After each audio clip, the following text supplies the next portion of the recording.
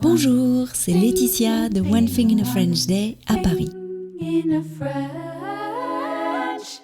Aujourd'hui, vendredi 11 avril 2025, cet épisode, le numéro 2496, s'intitule « Déambuler à la manière de Thomas Clair ».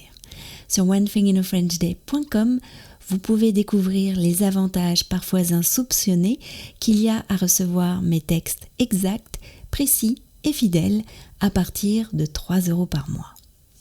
Hier soir, Lisa est venue me montrer une série d'extraits tirés d'un livre de Thomas Clair, Paris, musée du XXIe siècle, le 18e arrondissement.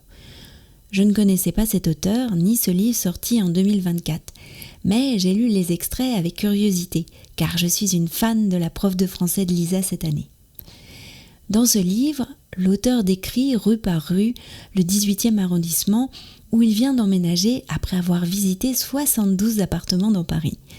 C'est une écriture à la fois descriptive et mentale, à qui l'auteur donne du rythme par des mots en italique qui lui permettent de changer d'ambiance, comme un mini-titre pour les phrases qui vont suivre. La prof de Lisa appelle cela des bornes. Il ne décrit pas uniquement les lieux, mais aussi les ambiances, l'histoire et les humains. Que serait Paris sans les Parisiens ? On ne peut pas omettre les personnes qui habitent un lieu. Lisa n'apprécie pas trop cette lecture. Elle n'aime pas ce style trop riche, trop plein d'informations, qui raconte sa life comme elle dit, et les bornes l'irritent particulièrement, car elles empêchent la fluidité de la lecture.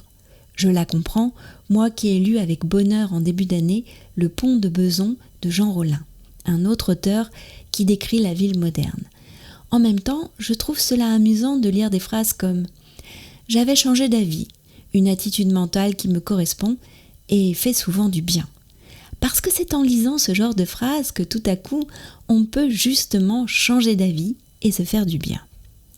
Ce matin, alors que j'écris cet épisode, Lisa est en sortie dans Bois-Colombes avec sa classe et la prof de français.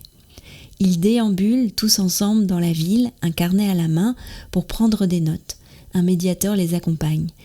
Je me demande si ce sera la même personne que celle qui avait présenté la visite de la ville alors que Lisa était en CE1 en 2017. Ensuite, pour un devoir à rendre plus tard, Lisa devra choisir une rue et la décrire à la manière de Thomas Clair. Lisa, de son air de chipie, m'a dit hier soir « Je vais choisir celle qui est en bas de chez nous ». Et c'est vrai qu'il y en aura des choses à raconter. Le lieu était autrefois un terrain de la SNCF sur lequel il y avait les entrepôts d'un marchand de bière en gros. Nous savons que l'endroit a été bombardé pendant la Seconde Guerre mondiale puisqu'une bombe a été retrouvée en bas de chez nous pendant le chantier. Le chantier, c'est maintenant de grands immeubles de bureaux d'où sortent et entrent des femmes et des hommes qui y viennent travailler. Et cette allée piétonne est aussi un lieu très prisé par les coureurs car c'est une longue pente qui remonte vers la gare de Bécon. C'est parfait pour faire un effort et faire monter le cardio. C'est donc un nouveau chapitre qui s'ouvre pour Lisa. Elle a dit adieu à Médée de Jean Anouilh. Après la lecture de la pièce et différents devoirs passionnants, le chapitre Médée s'est clos par le procès de Médée la semaine dernière.